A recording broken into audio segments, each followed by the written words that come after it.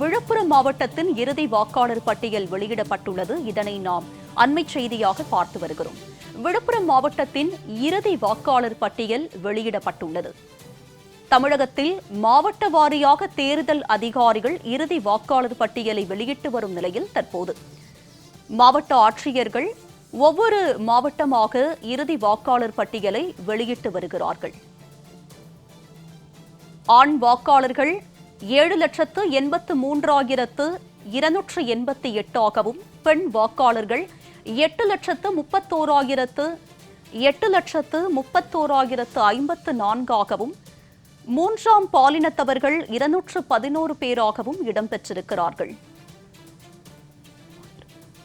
மொத்த வாக்காளர்கள் எண்ணிக்கை 15,86,653 பேர் இடம்பெற்றிருக்கிறார்கள். இது பற்றிய கூடுதல் விவரங்களுடன் இணைகிறார் எமது விழுப்புரம் செய்தியாளர் பரணிராஜ்.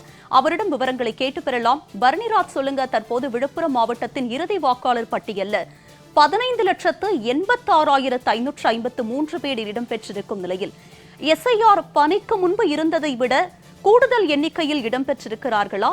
என்ன நிலவரம்? வணக்கம் உமா.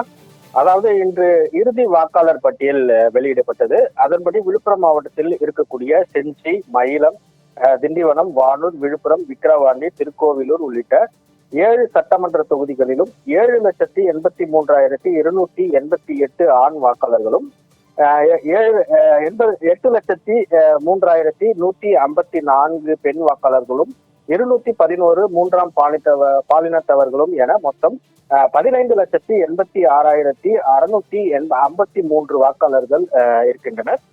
எஸ்ஐஆர் திருத்த பணிகளுக்கு பிறகு வெளியிடப்பட்ட வரைவு வாக்காளர் பட்டியலை காட்டிலும் தற்போது வெளியிடப்பட்டிருக்கக்கூடிய இறுதி வாக்காளர் பட்டியலில் 42,028 வாக்காளர்கள் கூடுதலாக சேர்க்கப்பட்டிருக்கிறார்கள்.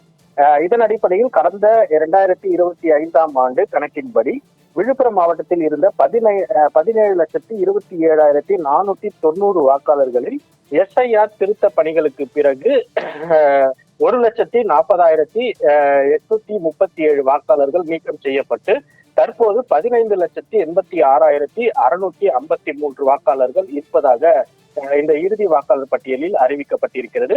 தற்போது இந்த இறுதி வாக்காளர் பட்டியலானது விழுப்புரம் மாவட்ட ஆட்சியர் அலுவலக வளாகத்தில் மாவட்ட ஆட்சியர் ஷேக் அப்துல் ரஹ்மான் அங்கீகரிக்கப்பட்ட அனைத்து அரசியல் கட்சி பிரதிநிதிகள் முன்னிலையில் தற்போது இந்த இறுதி வாக்காளர் பட்டியலை வெளியிட்டிருக்கிறார்.